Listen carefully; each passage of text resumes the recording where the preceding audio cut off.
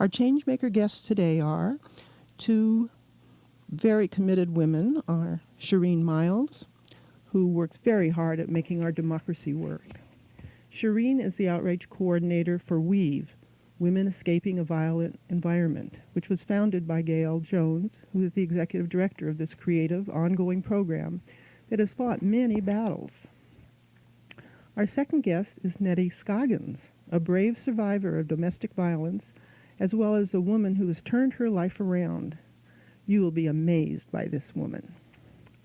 I have invited this energized member of our community to tell about her organization, how it became a powerful force in making Sacramento a safer environment for women. Our Changemaker today has inside knowledge of how to get involved in the community using the skills you want to use. Shireen, will you please tell us a little bit about yourself and what you've learned about how one person can get their project known and supported by the community?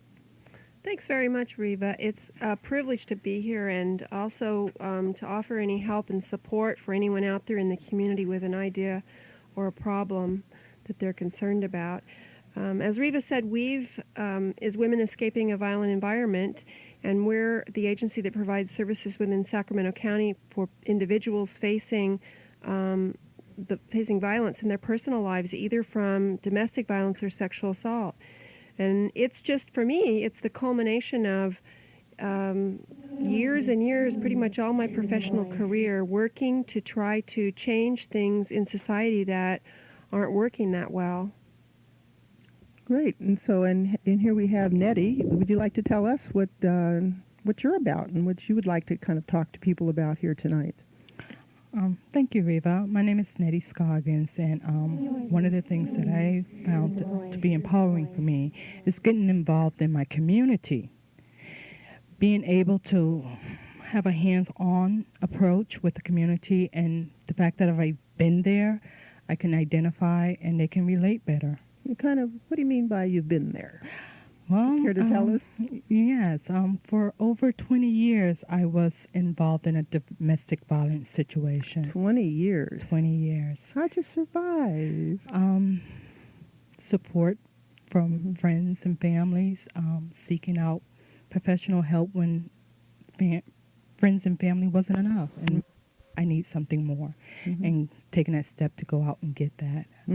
And then once I did that, to be able to go out and talk to the people in the community who are still faced with those issues and those barriers, to say you're not alone, but you have to first go out there and make that commitment to say, hey, I need help. I need help. Yeah, so where are the places in this town or in places all over the United States that people can go to when they're facing domestic violence? Shireen? Well, not only are there the traditional agencies, like a lot of people call law enforcement, and agencies like WEAVE that provide a variety of services for families affected by domestic violence, but increasingly we believe, like Netty has said, that everybody in the community has a role, and that friends and family members and clergy people within a congregation, teachers, child care workers, medical people, everybody has the potential to be able to help someone who's experiencing domestic violence. And I want to add one thing, and that is, that's an interesting thing I think for our listeners, is that the domestic violence movement was founded by survivors like Netty, the people that first started opening up their homes to victims and offering counseling and saying something's got to be done about this unnamed problem, were women who had survived domestic violence themselves. Netty? Yeah. One of the things that I do, I work for a nonprofit organization. It's called Mutual Assistance Network of Del Paso Heights. And many parts of this organization, they have parent support groups. Parent support groups, teen pregnancy issues that they address. I myself am the program manager of welfare reform, as I mentioned Whoa. earlier, Uh-huh. and we come in contact with a lot of people in the community who feel lost, and we give referrals as well as work with them one-on-one through our support group. What number can they call you at if they need some help? If they need some help, they can call our main office. Mutual assistance is 927-7694. Okay, say that one again. 927-7694. You got your pencils out, everybody? Get your pencils out because there's going to be a lot of good information here right now. Or they can reach me directly. My number is 263-1017, and I'm located at the Las Palmas One Stop, which is at 577 Las Palmas Avenue in Sacramento. Is that in Sacramento or Del Paso Heights? It's in Sacramento, north part of Sacramento. Uh-huh. Great. It's at the Las Palmas One Stop Career Center. Great. And what's the phone number over at Weave? Well, I'd like to give a couple of phone numbers for a start. The first is that if people would like to get involved, they can be a part of the solution to domestic violence. And one way to do that is to call Weave at 448-2321. If you are experiencing violence or someone you know is experiencing violence, there's a couple of different things you can do. One, if you'd like to talk to a counselor, a crisis line counselor, who are standing by right as we talk, you can call our 24-hour crisis line, which is 920-2952. And then a third number, if we haven't drowned you in numbers, is if you'd like to get a really wonderful packet about how you can help make a difference in the subject of domestic violence, call our Break the Silence on Domestic Violence campaign number at 888-303-4500. How about one more time on that number? Okay, it's toll free, and it's 888-303-4500. And I think I'll give you one more number because if you have a problem right this minute or there's something that you'd like to tell us that you're doing, you can call us right now, right on our line here at the radio station. And we're at 91.5, and the phone number is 916-456-5199. And I'll say it again, 916-456-5199. We really look forward to hearing your questions live. You know, you may inspire someone with your question or your project. Shireen, when did you first get involved in the community? You know, Reva, it's really even hard to say because I think that my parents must have inspired me from as a child to get involved. I remember actually walking precincts on behalf of community issues when I was just a grade school student. But something in the way my parents taught me helped me feel like even though I was just one person, I could do something. And they always supported and encouraged me. And it made a huge difference in my life because I've always been an activist. Mm-hmm. How about you, Netty? When did you first get started? Actually, I got started about a year and 3 months ago in community activism. One of the things with me is that through domestic violence, I felt isolated. And so I stayed at home and felt like I was the only one in that situation, and I just couldn't go out and just let people, know that I'm hurting. Mm-hmm. Mm-hmm. My mother visited from Connecticut, and she says, Netty, why don't you go and get involved within your community, and you'll find out that you're not the only one in that situation, and go out and reach out, which I did, and I joined an organization called Redevelopment Advisory Committee of Del Paso Heights, which is better known as RAC, and that kind of like gave me an opportunity to see what was going on in my community and have a voice because we are advisory committee to the council, Sacramento City Council. So it gave me a chance to kind of like say, okay, a little bit of empowerment here. I can speak, I can give some advice, and I don't feel so isolated. I'm hearing people. And from there, I went to the nonprofit organization, and from there, I've been going strong ever since. Yeah, I'll tell you, she's going strong. I saw Netty on television the other night. She was there when the mayor, all the people who were running for mayor were speaking, and she was one of the invited people to ask a question. And she looked beautiful and powerful and great on that program. How was that for you, Netty? That was very exciting for me. That was very exciting. I felt good about that. if you had seen me 2 years ago, you would have never believed that was the same person. Mhm. But again, like I say, I've been on the roll, and I feel confident and strong. And to say to everyone else out there, you too, you have to get out there. I can't emphasize that enough, that you have to make that first initial step. Got to let people know you're You got- wanting something. Yes. And, yes. and there's a lot of And help there's out so there. many people out there willing to help. There's so many organizations, as Shireen stated, that there's Weave, and there's all the private organization out there who wants to help people, and you just have to make that step. Okay, so one of the steps is to call Shireen, or call Weave, or to call Netty, or to call the station at 916-456-5199. And we have some other kind of exciting things. You have children, don't you, Netty? Yes, I do. And how did they do with, and how are they doing now after growing up probably in a home that was having some violence in it? One other thing that I seen happen was my oldest daughter becoming a victim as well. And and once I've seen that, and her speaking about her issues, and I'm hearing my story in her, Mm-hmm. and I'm like, this can't go on. You want to This break can't go break on. that? Break that cycle. This mhm. can't go on. But she's doing very well. She's in school now. Can I say hi to her? You sure can. Hi, Keisha. And my daughter Tiffany, and I have a son Robert, a daughter named Shalia, Larry. Oh, hi, kids. Very good. And if your kids want to call, you can call us at 456-5199 and let your mother know what you need to bring home from the grocery store on your way home. Okay.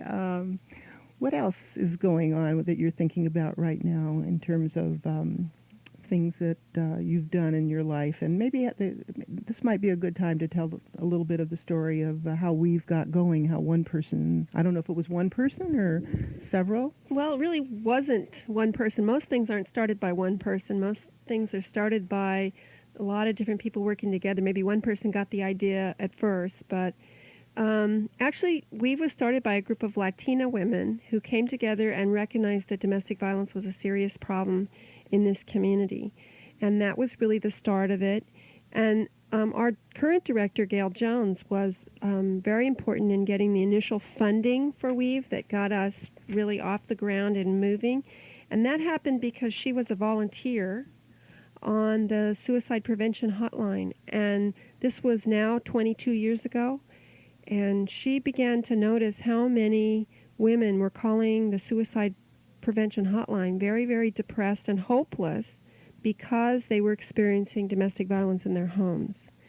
And so she took that sensitivity and she was able to write a grant. She was a college student at the time, and she was working on her master's, and she wrote the grant for her master's, as I understand it, so she killed two birds with one stone. Mm-hmm. And then it was funded, and the organization began. It was a little organization at first, and many points of its history, it struggled tremendously, but it is today strong and healthy and stable, and serves thousands of people every year.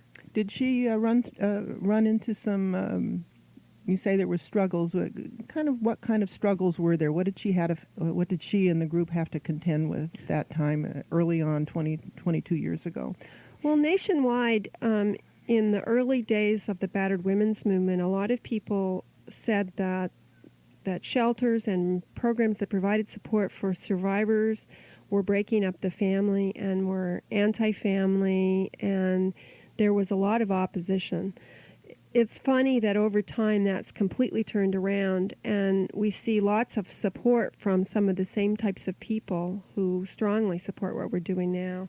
In fact, one type of organization that had a very difficult time with what we were doing initially was churches, and yet what we've seen is a dramatic turnaround in many, many churches being very willing to be a part of the solution and having a deeper understanding of the biblical traditions or their whatever their holy book is, even if it's outside of the range of Christianity, a deeper understanding that but our God doesn't want us to suffer abuse, and so that's really changed. There are those kinds of struggles. There were also struggles where funding and, just all kinds of growing pains that any organization goes through. Yeah, what I remember when I first moved to Sacramento about 23 years ago, what I remembered was seeing Gail's name and Gail on television occasionally, and Gail written up in the newspapers, and having fights with the police department. That there seemed to be a lot of things going on trying to get support of the police. Could you address that a little bit? Well, absolutely. In the early days, again, law enforcement also was very suspicious of organizations like Weave. I think that, for example, there weren't even good laws that said that domestic violence was a serious crime. And so what happened was that Gail and other people began to work with the legislature, and also we have done lots of police training, and our work is, far from completed because we still have lots of people that don't fully understand what domestic violence is like. But we are also in a position of seeing many officers who do really understand it and are willing to fight for and go to bat and provide support for victims and do just good reports to help in prosecution. But it's never ending, really, Reva. There's always a political problem, a political battle to be fought. Okay, so Netty, are you aware of some of the things with the Victims of Crime program and how they help victims and people like that? Mm-hmm. Actually, I used to work for the State of California Victims of Crime program, and one of the things that used to come across our desk as claims specialists was the domestic violence. And listen to Shireen as what she just stated about police officers not really understanding and supporting that, this is indeed a victim and they need to be addressed as a victim. Okay, I'd like to get back to that after the break. We have a few minute break, and then you'll be back on Action Callers with Shireen Miles and with Netty Skagans and with me, Reva Camiel. So I'm looking forward to having you back right after the break.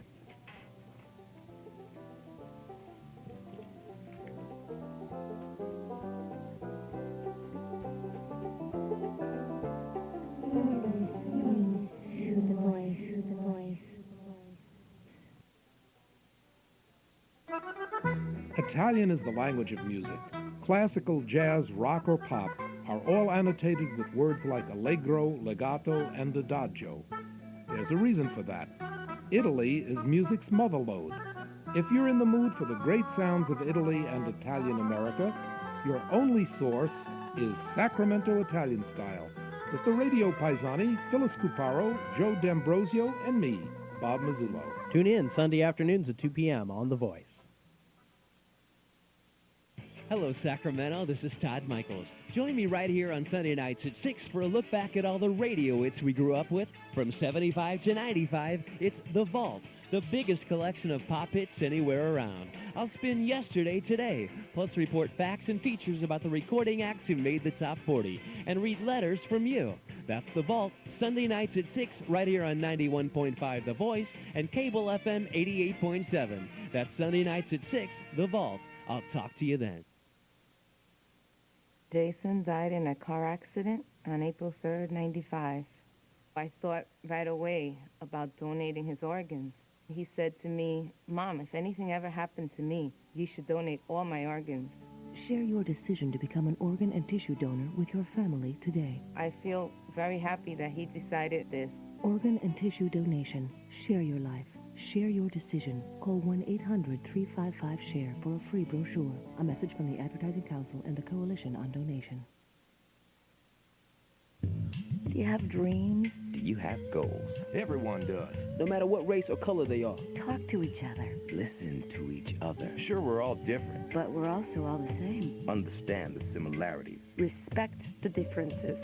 Help end prejudice in your lifetime. Call 1-800-934-3430 or log on to www.whitehouse.gov. Together we can build one America in the 21st century. Brought to you by the President's Initiative on Race, the Leadership Conference Education Fund, and the Ad Council. We're talking with Bill Cerruti of Sacramento's Italian Cultural Society. Bill, so many Italian things are popular now. Italian clothes, Italian food, movies. How can we find out more about Italian things? Easy. Join the nonprofit Italian Cultural Society. We sponsor an Italian lending library, Italian language classes, Italian films, and numerous Italian-style social events, even a big Italian festa. We also underwrite an Italian-American youth group, Italian singing and dancing groups, the radio program, Sacramento Italian Style, and a newsletter called Altre Voci. Do you have to be of Italian ancestry to join? No, just enjoy things Italian. How can you find out more about the Italian Cultural Society? Call our hotline. Leave your name and phone number and we'll have someone get back to you. Call Italy 00. That's ITALY 00. Or if you prefer numbers, 482-5900. Grazie. Prego. Sacramento's community radio station, The Voice.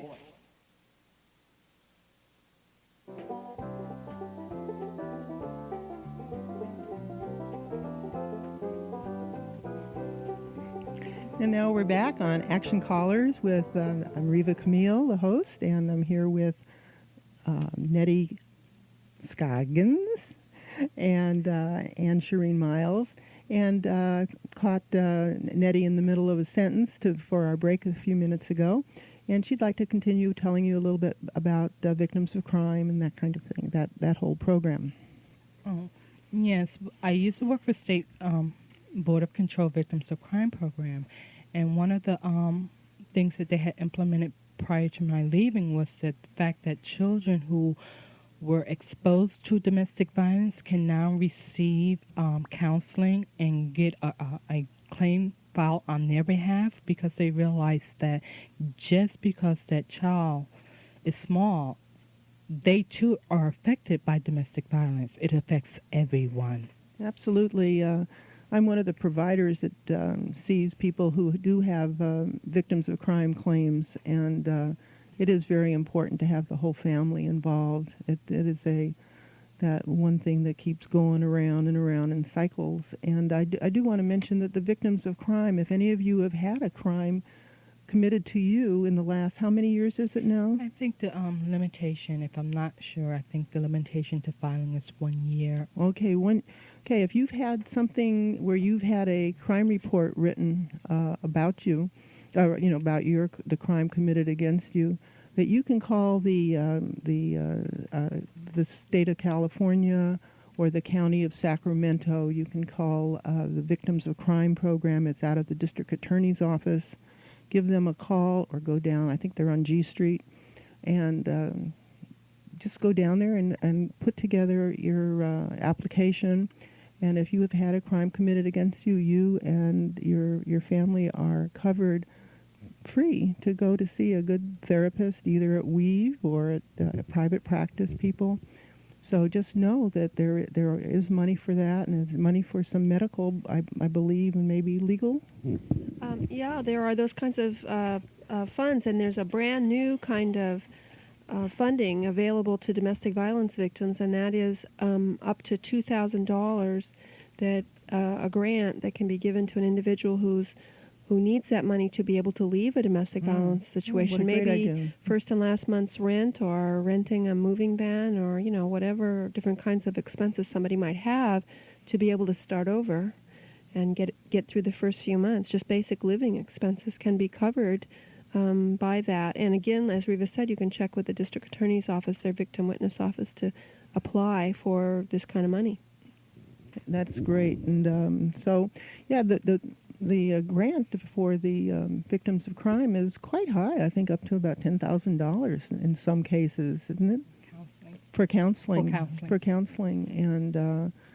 And everybody doesn't need $10,000 worth of counseling, but sometimes you do, or your family needs it, and it's a wonderful thing to do. very good for trauma. There's a lot of good therapists here in town, and the people at Weave have classes. Maybe you want to tell the listeners about some of your classes that you have, and what you maybe a little bit about the cycle of violence and what you teach there. Well, the first thing I want to mention is I mentioned our crisis line earlier, and I just want to remind people that the crisis line, 920-2952, is a great place to call if you want to have somebody talk with you at more length about all of Weave's services. We provide shelter for individuals who are fleeing a violent situation, and we also provide counseling for victims, for abusers, and for children out of Weave. And all of those kinds of programs are on a sliding scale or even free in many cases to individuals who need them and they can't afford them.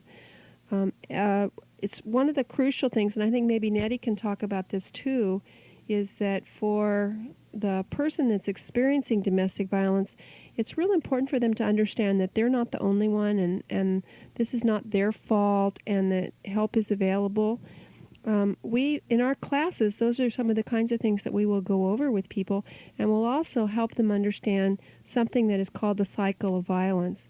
A lot of people stay in a domestic violence situation because it's not always bad, and because this is someone that they love. And because the cycle has 3 different phases to it. One that's tension building, which is a scary time when you're afraid that something is going to happen, and then the abuse, whether that is physical or verbal or financial or spiritual or sexual or some combination, maybe short, maybe long, and then there's the honeymoon period, and that's what is the hook that keeps a lot of people in the abusive situation, is because we're human, and we all want to believe that the person who's apologizing and telling us that they're going to try harder and not do it again to us, we want to believe that this is the time that that's going to happen. But in a domestic violence situation, it goes around and around and around in that cycle, and it just typically gets worse and more dangerous for the victim and the children and even the abuser. This last year in Sacramento County, we had 30 domestic violence-related deaths. And interestingly enough, they were evenly divided, 10 women, 10 men, and 10 children. Wow. 2/3 of those were people who died in a murder-suicide. Those are really awful, dreadful figures. Each of those numbers represents a human life that didn't need to be lost. Yeah, you want to say a little bit about that cycle? Is that something that you experienced, Nettie? Yes, it is. 20 years worth. 20 years worth. And the thing that I can't stress enough is the fact that you need support. Support is so important. Don't alienate yourself. Don't isolate yourself. Don't do Give that. us a call right now if you're feeling a little isolated. Call us at 456-5199. We really are here to support you. Again, 456-5199, and that's an area code 916. Anything else about that cycle? How about, is it just poor people who have violence in their home, or does it hit the wealthy as well? You want to talk a little bit about that and who you see? It hits everybody, Reva. I think that's the simple solution. I think when people try to think it's other kind of people, that's so that they'll feel a little safer themselves. But it exists, if we're honest, it exists in all of our workplaces, our homes, our neighborhoods. It's all around us. Okay, so if you're a wealthy person in a really great house and a wonderful way you're living, but you're in a cycle of violence, just know that there is some place you can call and get help. I know they have it in Placer County and other places as well as Sacramento. So here we go. We're going to take a short break, a really short one, and we'll be right back. The Voice is 88.7 cable FM and KYDS 91.5 FM Sacramento. Okay, here we're back on Action Callers, and we're here with Netty Skagans and Shireen Miles, and I'm Reva Camiel. And let's see, there's a note. Introduce Weave, and Shireen is here from Weave, and Netty is a person who has experienced domestic violence and has pulled herself out of that cycle of violence and is doing so much for her community now and so much more for her children, and is breaking that cycle so it doesn't have to keep going on and on and on and on. Yeah, so what would you like to say there? Well, I wanted to also talk about the kind of silence, not only that the survivor struggles with, but also the silence of the rest of us. Because we are friends and family members, we are neighbors. Whatever our own experiences, and wherever we are coming from, there is a lot that we can do to help someone experiencing domestic violence. I was earlier telling Reva a story of some people in a store where in this particular store, they had a section where they sold guns. And in California, there's a law that says that someone who has a warrant out or who has a restraining order against them can't buy a firearm. And a man who fit that case tried to buy one, and they turned him down. And a week later, he was back in the store with a friend who was supposedly buying the gun. And to their credit, two clerks in that store took a look at the two of them and made a judgment call and said, no, we are not selling your friend this gun because we are afraid that it is for your use. Yeah, I was wondering if anything gets picked up in the workplace. Can people who are managers or employees and seeing their friends, what are some of the signals that you might get that your friend or your coworker is maybe suffering from violence? No, kind of a... Yeah. You ever notice it with your, people that can you tell? Yes, and one of the things that we have with our organization, where I'm located at the Lost Promise One Stop, is that we also have families who, they're called job retention specialists, and they deal with barriers that may prevent a person from continuing to work or stop them from working. And when they come in, by talking, engaging with these clients, some of those barriers are domestic violence themselves. So like people not showing up at work on time or coming in late or wearing sunglasses or any high neck things on a hot summer day. Would those be some of the things you would watch for? Yes. And I would just encourage people not to be afraid to say something, not to be afraid to ask and express concern with the person. Because Netty told the story of how her mother was supportive of her and encouraged her to get out in the community. Her mother could have remained silent because she was afraid that her comments might, that Netty might not have taken them well, but it broke the silence, what your mother said to you. And, it doesn't really matter what the words are. If there is love and concern behind those words, the person will feel less isolated and will feel more hopeful. And that's what we all are challenged, I think, to do in our society, is not let people who are experiencing domestic violence in their homes, not let them have to deal with that alone. And to add to that, when I was working in another state job, one of my coworkers, she noticed a change in me. The change being that I generally dress professionally. My dress attire went down. I stopped caring. My head was hung down. I everything about me just totally changed. And she says, I noticed a change in you. What's wrong? And just by her observing and seeing a change. And mentioning it to you. And mentioning and bringing it to me. We got into a conversation, and she realized, I explained to her, and, it's not an easy thing to say. It's kind of, you feel a little shameful. Yes, that, this is what's going on with me. But because she was concerned, and she brought it to my attention, and she helped me, and she was supportive of me. And what was her support like? I mean, what was supportive about her? One of the things was that she says, first of all, let's get your act together. You're going to start, getting your attire back up to par. And there's this program called Weave. Oh, let's she go. told you. I'll go with you. Let's Uh-huh. go and see what it's about. You need to talk to me. I'm here. There's other lines of communication that you can talk to. And through that, and that truly, truly helped me. And even in a situation when the domestic violence in my situation really got to a point where I literally fled the house for my life with over 30 some odd stitches. As a result, she opened her home and had me Wow. stay there with her. That's and supportive. Very supportive. Mhm. And she didn't have to do that.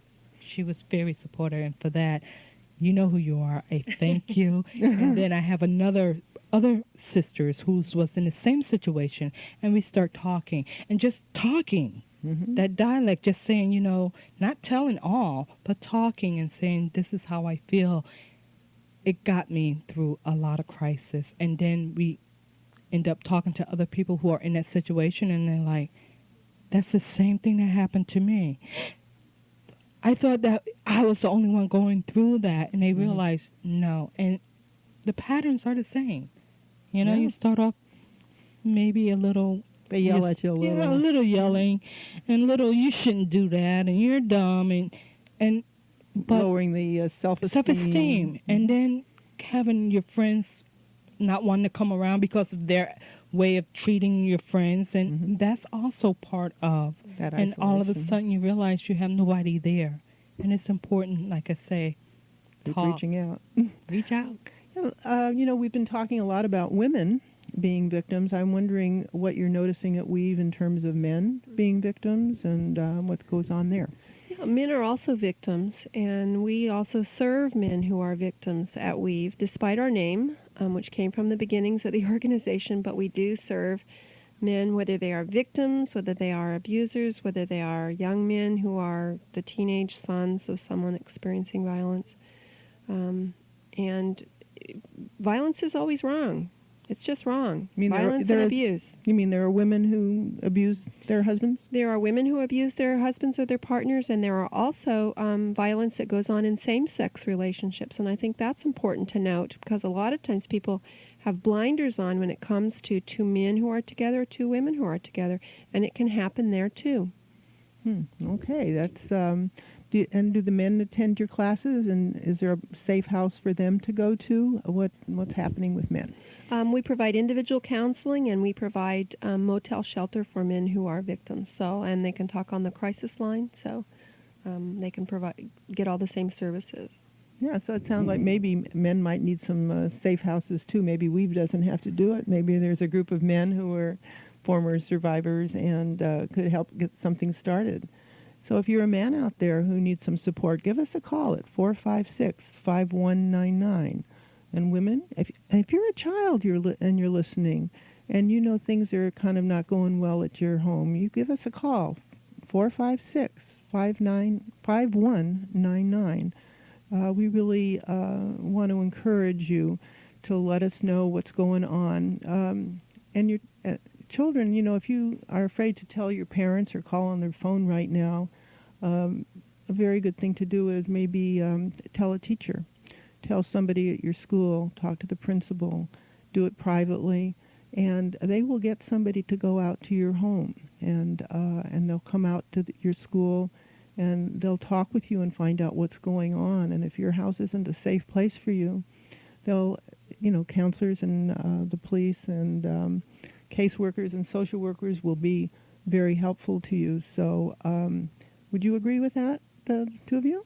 Sure, it's dreadful for something to be going on, abusive and harmful to a child, because as Netty mentioned, when she was, concerned about the cycle continuing with her children, that is, should be all of us in society's concern. We want to help people so that this won't be continued on to the next generations. And if you're a kid, you're part of this next generation. So you too you are powerful. You too have power. And we'll be back in just a few minutes after the break, and we can talk some more. And give us a call, 456-5199. You're listening to The Voice.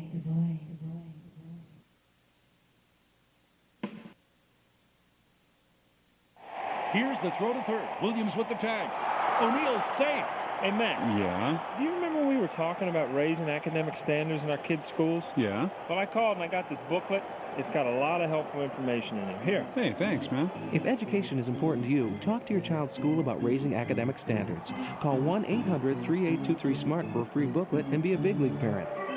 Hey, I'll see you. Hey, Paul, that's the wrong way. I know, but I forgot to drop one off at second base. Brought to you by the Education Excellence Partnership and the Ad Council. If you're between the ages of 12 and 18, you're invited to play our Name That Theme Song Challenge. Just listen to the following songs and try to identify the popular TV shows they come from. Number 1. Number 2. Come and knock on our door. Come and knock on our door. We've been waiting for you. We've been waiting for you. 3. Days gone by. It's the bigger love. 4. Give it up. Give it up. You got to give it up for the brother. And 5. Sweet Valley, Sweet Valley. Now, if you can name 2, you know your TV. If you can name 3, you're a certified TV master. If you can name 4 or more, you probably need to get off the couch and get outside. Run, walk, jump, pedal, paddle, blade, board, kick, dribble, spike. Get up, get out. A public service message brought to you by the President's Council on Physical Fitness and Sports and the Ad Council. The Voice and Access Sacramento are helping to make a difference. Just ask Sharmi Silva of Weave. Weave is an agency in Sacramento. It stands for Women Escaping a Violent Environment.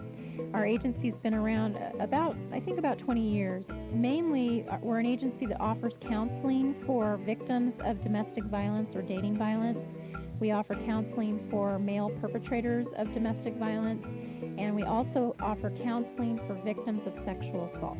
I am creating a video for sexual assault awareness that I will be using in the classroom. I go out into many high schools throughout Sacramento, and I've been able to create the project by taking classes at Access to learn how to use the camera and do the editing, so I'm able to do everything myself. Sharmi Silva is one of many Access members who learn to help make a difference in our community. Get involved by becoming a member of Access Sacramento. Call us at 456-8600. Access Sacramento, making a difference, one voice at a time. You're listening to The Voice.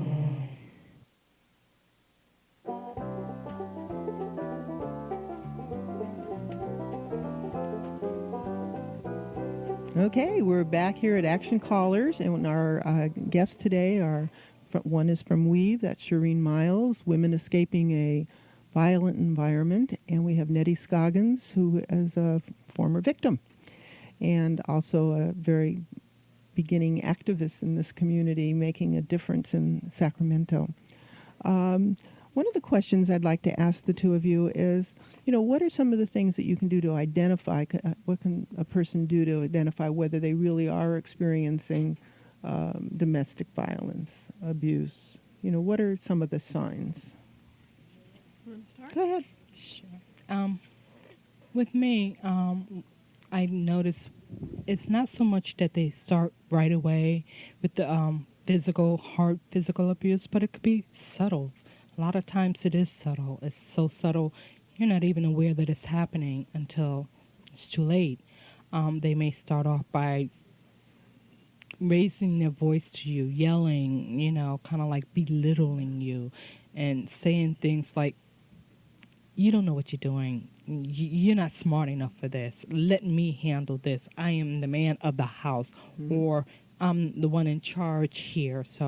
And you give up that power, and you're not realizing you're giving up your power. Little by little. And it's not so. One thing that happened was while I was at work, and there was someone came and says, well, I don't understand how they could stay in that situation. If somebody hit me, I'm gonna just leave. That's it. Mm-hmm. And what I explained to her was it didn't start off that way. Mm-hmm. So you kind of really ease into it. Start off that kind of way. a brainwashing. It's a brainwashing, and it strips your sense of self-worth. I mean, mm-hmm. it strips you down, and all of a sudden you feel like you're nothing without this person. Mm-hmm. And so your self-esteem is at rock bottom, and you're thinking that everything he's saying is right. It has to be. Mm-hmm. Because he's the man. He's the one with the power. Yes. Yeah, and sometimes it's financial abuse. Mm-hmm. You know, Mm-hmm. well, who's gonna take care of? Nobody's gonna take you and them kids, and I'm the only one who's gonna be there for you. And it's it's subtle. It's very subtle. Mm-hmm. So, go ahead, Shireen. I was going to add, too, because Netty and I were talking during the break about teens. And, like, a lot of times abuse can begin when the couple's just in the dating relationship, maybe teenagers or just a little older. And we don't teach kids, and we don't ourselves recognize that jealousy can be a real serious red flag for abuse. I mean, it starts out feeling really flattering. It's like, oh, I want you around me all the time. You are great. And then it's like, what are you doing going there or seeing them or wearing that? And then it gets really serious and severe. I know growing up as a teenager, I went through a lot of that kind of jealousy and abuse in teen relationships. And we just don't Guess where they learned it, huh? Yeah. And we just don't teach kids to recognize that that's a problem. Another kind of thing that happens a lot is there is actually a lot more stalking kind of behavior than people know about. In other words, when you try to end a relationship, when the partner just won't let you, I love you, baby, we got to get back together, or, I'm going to kill you if you leave me, and I'm going to follow you around and harass you and call you at work and stuff like that. It's one person's experience is going to be very different from another person's experience with domestic violence. I just want people to know that if they think that if any of this type of thing or something else that scares you or makes you feel bad about yourself or more helpless, if that's happening to you, talk to somebody. Reach out to an agency like Weave or talk to someone you trust and ask for kind of a reality check. Ask for a little help from people because that's not a normal, healthy relationship. A normal, healthy relationship are two people who, even though they may not be perfect and there might be conflict in the relationship, because that's pretty normal, they're still going to really care about the other person and they're still going to be concerned about the other person's well-being, not just their own. Yeah, Netty. I want to say sometimes your abusers see greatness in you, and they're afraid of that, and so they really try to keep that down. And keep it. But I'm here to say there is greatness in all of us, and no one has the right to deprive us of our greatness. Well, so you were saying something during one of the break. We have been having some good discussions during the break, too. I wish those could all have been put on the air. But one of the things that you mentioned was how do you handle not so much getting out of it, but, I was saying, well, maybe you got to be more assertive. And, maybe assertive is just the thing that'll get you killed. So what is it that you advise people, or what do you say about how to begin to take your power back without either scaring the person but making sure you get things handled? What? For me, I had to have a plan. I had to have a plan as to how I was going to walk away from this. Some people say just do it, but it's not that easy. Your life sometimes.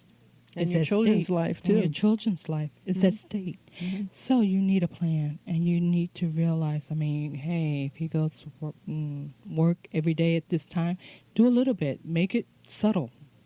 A little bit of close here, calling somebody that other person do not know, so that they cannot follow or go over and endanger their life as well. Mm-hmm. You make a plan, and then you act upon it. Mm-hmm. Act upon it. So is that the kind of thing, if people came over to Weave to talk about, that they could get some, each situation could be looked at and they could work out a plan? Absolutely. And that's one of the things that happens on a crisis line call if the caller is ready to leave or ready to change the situation in some way. We will support you and brainstorm with you about options for that. Yeah. Netty? And once you're out of that, I can't stress, go out and get some help for yourself and your children, mm-hmm. so that you're not a victim of it again because there has to be closure there. Yeah, there's this wonderful book that works with relationships, and it's called Getting the Love You Want. And it's by Harville Hendricks. And he, I don't know if that I agree with everything he has to say, but he has some, good ideas. And one of them is that we tend, all of us, no matter what, to kind of choose kind of the same person all over again, over and over again. And he doesn't think it'll ever quite stop, that we'll pick that kind of person. But what he suggests is that we pick one at least that'll go to counseling with you and learn some new ways, who is willing to begin to change. You need to find one like that that's similar to what you usually fall in love with. But it's a very interesting book, and I think the listeners, if you got a pretty good marriage, but it looks like it's, you're starting to be in arguments all the time, get hold of that book and read it, before you're in the middle of a major crisis. It's a good book for helping relationships.